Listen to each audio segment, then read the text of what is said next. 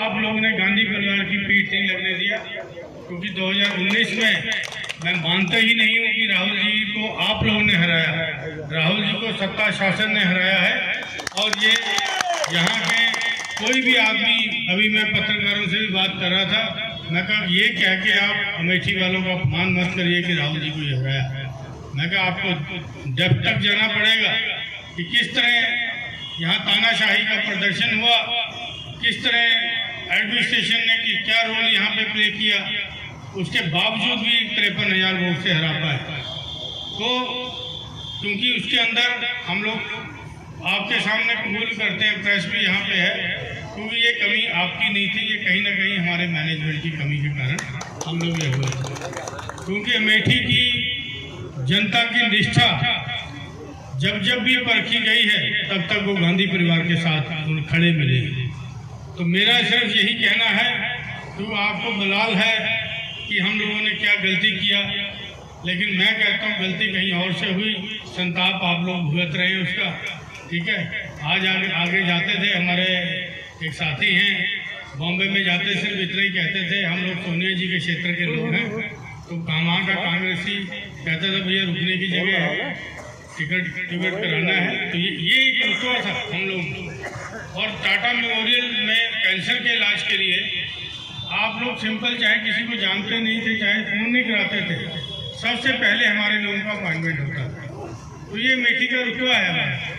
आप कोरोना काल आया यहाँ पे, आपने देखा कोरोना काल के अंदर राहुल जी तो सांसद नहीं थे यहाँ पे, उनको तो कोई ड्यूटी नहीं थी कि भाई मैं यहाँ पे करूँ। तो जितनी गाड़ियाँ पंजाब से पिंकी जी को हमने आदेश दिया कि पिंकी जी आप उस क्षेत्र से आते हैं, यहाँ अन्न का भरमार है, जितना इनको किया। आशु जी मेरे मित्र हैं, मंत्री रहे, इन्होंने जो भी मैंने इनको इशारा किया कि करना है, तो जो ट्रक रायबरेली में आए वही ट्रक यहाँ पे भी आए। हम लोगों ने फूड ग्रेन यहाँ पे बांटा कि यहाँ का कोई भी आदमी, क्योंकि सारे काम बंद हो गए थे जिससे कि कोई भूखा ना सोए, सारी ये किया।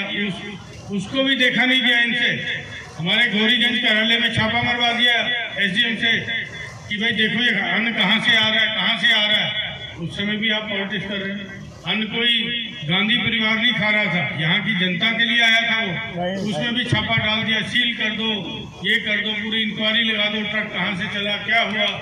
तो ये सारे आप लोगों के किए। अभी एक ताज़ा उदाहरण था आपका मुंशीगंज का अस्पताल, यहाँ पे आप सब लोग आसपास के 2-4 जिलों के लोग वहाँ पे इलाज पाते हैं। तो एक घटना हुई, एक हमारी महिला जो बेचारी 23 साल की थी, वो मर गई ऑपरेशन के दौरान, लेकिन मरी भी हमारे यहाँ नहीं थी, मरी जाके मेदांता में थी।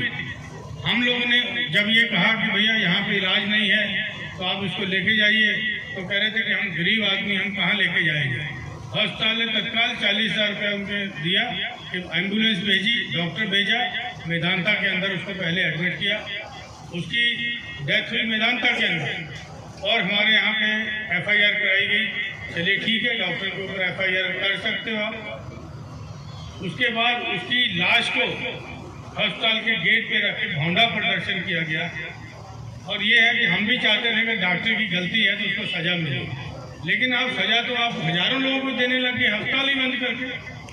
तो ये क्या ऐसे लोग आपके हितकर हैं या अहितकर हैं, ये चीज़ें आपको सोचनी है। आपके ब्लॉक में ट्रिपल IT था, तो आप लोग कैसे खुश थे कि भैया बोले हमारे यहाँ तो बड़ा कल्चर ही बदल रहा है, बच्चे बाहर से आ रहे हैं, साउथ इंडिया से आ रहे हैं, तो मतलब शाम को बड़ी रौनक लगती है।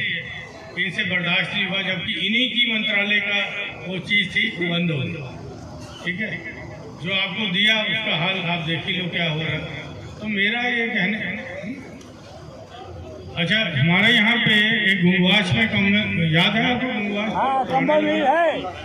अब ये टेक्सटाइल मंत्री, तो उस कारखाने को जब राजीव जी ने लगाया था, उसका ये उद्देश्य था कि हमारी औरतें घर में बिनेंगी और वहाँ से ट्रेनिंग लेगी और गुंगवास में जो उनके कंबल बनेंगे उसको खादी भंडारों पे बेचा जाएगा। तो ये तो टेक्सटाइल मिनिस्ट्री थी, उसको चाहती तो और अच्छा कर देते, तो शायद हम भी उनको धन्यवाद देते तो भाई आपने बहुत अच्छा काम किया। तो मेरा ये कहने का मतलब है कि आपका जो विकास हुआ उसको रोकने का कोशिश किसने किया, उसको आपको जवाब देना है।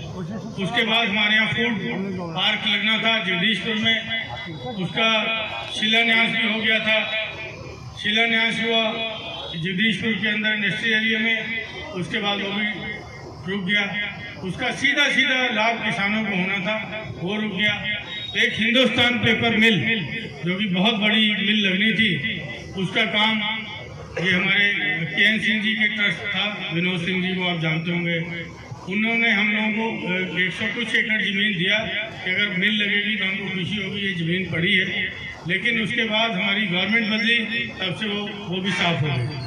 एक मज़ेदार बात और सुनाता हूँ मैं आपको कि पार्लियामेंट के अंदर या कहाँ इन्होंने बोला, पता नहीं है मेरे को, कि जवाहरलाल नेहरू जी ने एक लाइन की परिकल्पना करी थी सलोम से लेके हम लोगों की सुल्तानपुर शाहगंज तक की, उनका नाती भी आज तक उसको पूरा नहीं कर पाया। तो इनको 10 साल मिल गए भाई, तो अब आप पूरा करवा लेते।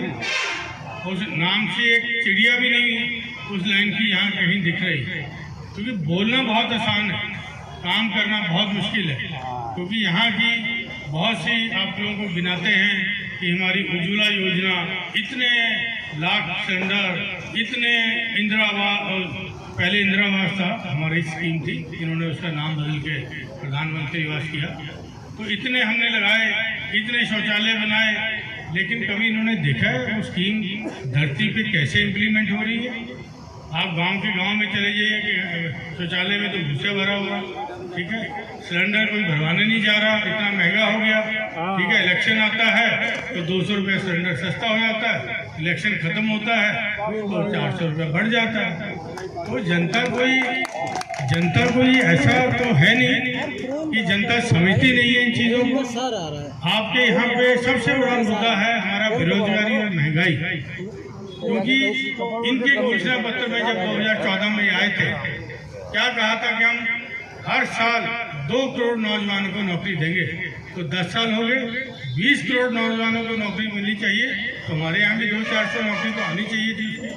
आई नौकरी को आप जवाब दीजिए। प्रधानमंत्री जी ने कहा था अपने मन से कि 2022 तक मैं हर उसको मैं पक्का मकान दे दूंगा, जबकि एक बात शायद उन्होंने 19 में कही थी कि हम लोग हर उसको दे देंगे पक्का मकान, लेकिन अब 22 के बाद तो 24 आ गया। तो मतलब वो क्या हुआ, उसका कुछ हुआ तो नहीं।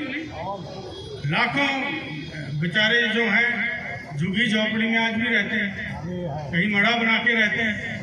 तो देखो तो सही उस स्कीम का क्या हुआ, बस सिर्फ वाहवाही में लगे हुए हैं, क्योंकि मीडिया इनके साथ में है, वाहवाही में चल रही है सारी। हर दिन कांग्रेस को ये 10% भी दिखा दे तो बड़ी बात है, 90% एक ही आदमी को दिखाया जा रहा है। तो ये सारी चीज़ें ये है कि आपके जनमानस को परिवर्तन करने की बात है। पहले ये 400 पार का नारा दिया, अब वो थोड़ा छोड़ दिया उसको कि भाई देख लिया 2 फेज में 400 नहीं होगा। अब उसके बाद अब तीसरा फेज भी होने जा रहा है, फिर देखेंगे इनको क्या होगा। मतलब आप ये देखिए कि इनको ये था कि क्रांति आने वाली है, ठीक है, उसी में जी रहे थे, लेकिन लोगों ने इतना कम वोट डाल के अपने मन का बता दिया कि हम दुखी कितना हैं आपसे। वो चीज़ उन्होंने जनता ने बताया है। अब ये चीज़ें हैं कि देखो यहाँ बहुत से लोग हैं, सबसे बड़ी बात है काम करना ना करना एक अलग बात है, लेकिन किसी के आत्म सम्मान से खेलना ये बर्दाश्त कोई नहीं करता। छोटा भी आदमी होगा बेचारा आपको जवाब देने की स्थिति में नहीं रहेगा, लेकिन मन में रखेगा, और जिस दिन उसको मौका मिलेगा उस दिन उस आपका बदला लेगा। और लोकतंत्र में बदला लिया जाता है वोट से। जिस दिन वोट में होगा उस दिन वोट वो अपना देखेगा कि कौन मेरे लिए हितकर है, कौन मेरे लिए हितकर नहीं, और जहाँ पे जाएगा उसको देगा वोट जो उनके दुख दर्द में शामिल होगी। मेरे को घटनाएं बहुत याद है, क्योंकि 40 साल से मैं रहा। राजीव जी जब MP थे सिंपल, तब भी मैंने उनके साथ काम किया। जब वो प्रधानमंत्री बन के आए तब भी आए। तो हमारे एक इन्होना जगह है, आप लखनऊ जाते हैं तो बीच में पड़ता है, तो वहाँ चौधरी साहब थे हमारे अजहर भाई। तो पहले वो संजय विचार में चले गए थे मेनका जी के साथ, बाद में कांग्रेस में। तो बड़ा गट्स वाला आदमी मैंने उसको देखा। राजीव जी आए, क्योंकि लखनऊ से आते थे तो इन्होंने पहला हमारा द्वार पड़ता था, तो उसके यहाँ मीटिंग लगी हुई थी। तो उनके बड़े भाई हमारे कांग्रेस में थे, जो ब्लॉक में थे, ये भी बाद में कांग्रेस में आ गए। उन्होंने मंच से पूछा, मिस्टर प्राइम मिनिस्टर, हम आपसे ये 5 सवाल करते हैं, आपको इसका जवाब देना है। राजीव जी का निश्चित रूप से भाई मैं आपका सांसद पहले हूँ, प्रधानमंत्री में बाद में हूँ, उस सांसद के नाते मेरी जिम्मेवारी आपके सवालों का जवाब देना। अगर मैं नहीं दे पाऊंगा, किसी स्कीम में नहीं आऊँगा, तो उस स्कीम को मैं सोचूंगा, अपने लोगों को बताऊंगा कि ये हो सकता है कि नहीं हो सकता। ये लोगों का अधिकार रहा है। यहाँ पे एक बुढ़िया बाजू पकड़ के ले जाती थी कि राजू भैया चलिए, मेरी बहू नहीं मेरी सुनती है, जरा उसको समझा दीजिए। ये था कि एज ए प्राइम मिनिस्टर लोगों को बाजू लेके चले जाते थे। पुराने लोग हैं, यहाँ के भी किस्से होंगे, बहुत से किस्से होंगे, क्योंकि उस समय मैं एक विधानसभा देखता था। तो यहाँ पे इतने किस्से हैं गांधी परिवार के जिसने कभी आपके आत्मसम्मान को चोट नहीं पहुंची। आप कहीं पहुंच गए, मैडम थकी होती थी, लेकिन उसके बावजूद कहती थी कि देख लो कि बाहर तो खड़ा तो नहीं है, मेरे को मैं फिर आके मिल लूँगी। तो वो फिर भी आके मिल लेती थी। रात में मिलना है, सुबह आपको मिलना है, तो बकायदा आपको कुर्सी पे बिठा के एक एक आदमी तक सोनिया जी खुद जाते थे। ठीक है, ये नहीं कभी डांटा नहीं उन्होंने कि भाई तुम ये सुन लिया, अच्छा मैं देखूँगा। ठीक है, अब ये तो नहीं है कि तेरी नौकरी ले लूँगी, तुम कहाँ से हो, ये पत्रकार लोग तो ज़्यादा जानते हैं, कईयों की नौकरी ले लिया। तो ये मतलब अमेठी का कल्चर नहीं है। और उसके बाद ज़बरदस्ती पट्टा पहना रहे कि भैया इसको कर दो, फोटो डाल दे रहे। एक हमारे मुसाल खाना के प्रधान हैं, उनकी फ़ोटो आई तो मैंने देखा, मैं उनको फ़ोन किया, मैं प्रधान जी ये क्या हो गया? बोला शर्मा जी मेरे को शर्मिंदगी है कि आप मेरी निष्ठा पर संदेह कर रहे हैं। बोले मैं एक पट्टा पहनने से मैं बीजेपी नहीं हो जाऊंगा, कांग्रेस में हूँ, कांग्रेस में ही मरूंगा, तिरंगा मेरे बदन पे होगा। मतलब आप जबरदस्ती किसी की मन को देखे डरा के, धमका के, ले आओ उठा के, प्रधान जी बस्ता रखवा लेंगे, कोटेदार कहते कोटा खत्म करा देंगे। तो ये यार इस तरह पॉलिटिक्स होती है। कभी आपने सोचा कांग्रेस में हम लोगों ने किसी का बस्ता रखवाया हो? ठीक है, प्रधान हमारे खिलाफ रहा है, पक्ष में रहा, उसका अपना वो है। यहाँ तो है कोटेदार तेरा कोटा बंद कर देगा, ठीक है, इसका बस्ता रखवा लिया जाएगा, इसकी तुम्हारी जांच करा दी जाएगी।